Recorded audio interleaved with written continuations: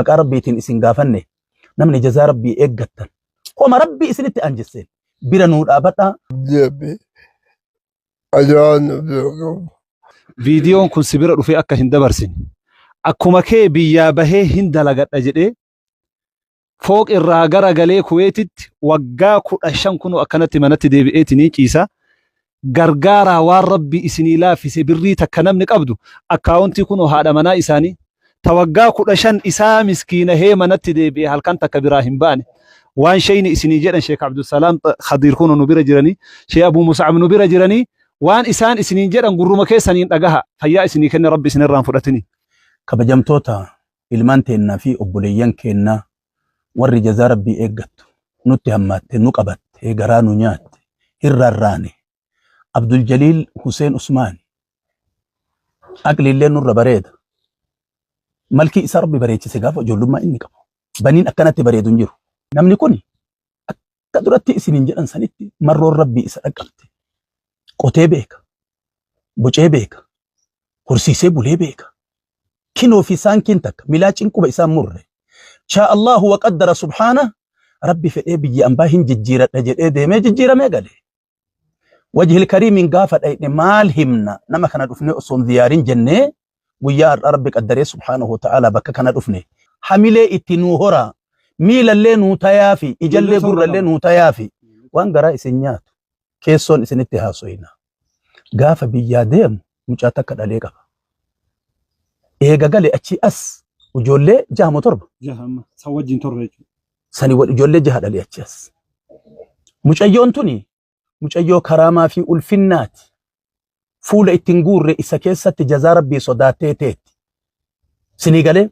bira nuu dhaabadhaa bikulli mawjuudin wa mustataa waan argamee fi danda'ame kulli dhan bira nuu dhaabadhaan dhaamsa kenna kanatti maal aansa hafuurri keessan haa urgaawu bakka horiin keessan irraa bahe san horoomaa fi horii rabbi bakka isinii haa kaa'e rabbi si haa yaadu rabbi si haa yaalu sibira haa kaatu sibira haa godaantu keessa gabbadhaa keessa barakataa bi'iznillaahi ilkariim mee maal jetta dubbadhu ati irraa furu sagalee egarsiisi mee ijoollee tanaan waa jedhi waan nabbandaa'u baa rabbi iimaan aagadduuf iimaan rabbi aagaddu iimaana rabbi isinii haa kennu taqwaa hidaaya rabbi isinii haa kennu guyyama keessa rabbi afaan qabu hafuurri keessan haa urgaahu jedha jiha amma mirgaa kanaan afaanumarraa dhaqee akkasumatti miidhame gadi afaanarraa dhaqee akkasi gadi miidhame rabbi waan keessan haa dubbatu imimmaan booyaa isinittiin haa so'inuuti ka rabbii keessan haa jiraadha fudha Abu Mus'ab fudha sabbaraati sabbara sheek sabbara rabbi qooda rabbiiti harka rabbiitti isaan gahe balaan gugurdaan nama iimaana qabuu fi nama jazaa gaarii rabbi biraa qabu irratti deema jazaa santu si dhaqqabe ka ayyuubiin fayyise si haa fayyisu bi'iznillaahi ilkariim fudha haasaya بسم الله الحمد لله الصلاة والسلام على رسول الله صلى الله عليه وسلم أما وين إنما كان اللي بينه خررت يقرر أنا تبيك برا أنا بيك نور رهيب برا شيء كان والبيكني جرو وني ما نما بوسو إذا نقول بودني كنا كانوا يرون حسوين اللي نما دبكاتا انتهاسا وري ربي بير جزاء قتل بس نما بيرانا أرجع وسنتين جونا